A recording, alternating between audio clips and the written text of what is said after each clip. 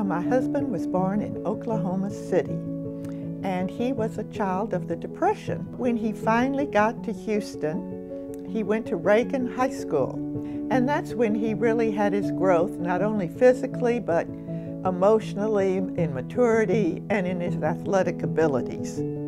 He was ready to go to Rice on an athletic scholarship because he was a great track man, and he also played basketball. So he enrolled at Rice, and when he went in to see the coaches, they said, "Now, Bob, you are going to take physical education as your major."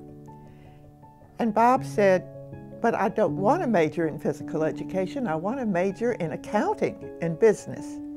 He went back to his room. He called A&M and the coaches there.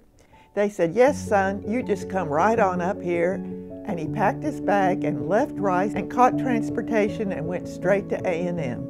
And it was a wonderful place for him. Well, after school, he did major in accounting, and he came to Houston. He got a CPA on the first go-round, and he worked for a fine Houston accounting firm. But one of Bob's clients was Ed Hudson. And Ed Hudson was about 25 years older than Bob, and he had invested in a company called Gulf Sulphur.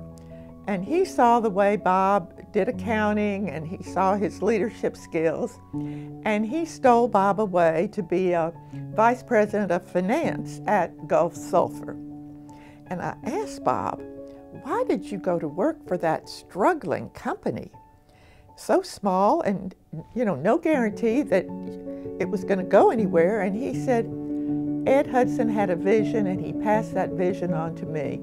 3 years later, Bob was CEO at a very young age of about 28, and he didn't know how hard it would be, but he turned this company over the next 25 years into a Fortune 500, one of America's largest industrial corporations, and he retired from it in 1982.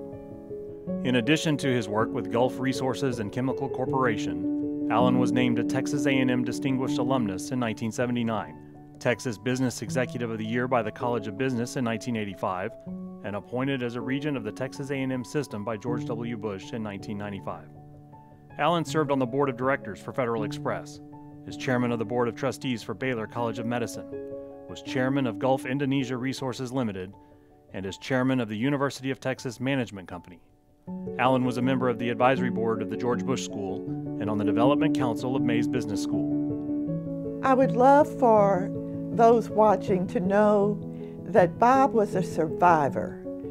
No matter what the challenge, whether it was in athletics or in academics or in leadership, he always figured out how to solve the problem. Ladies and gentlemen, inducted into the Corps of Cadets Hall of Honor, Robert H. Allen, class of 1950.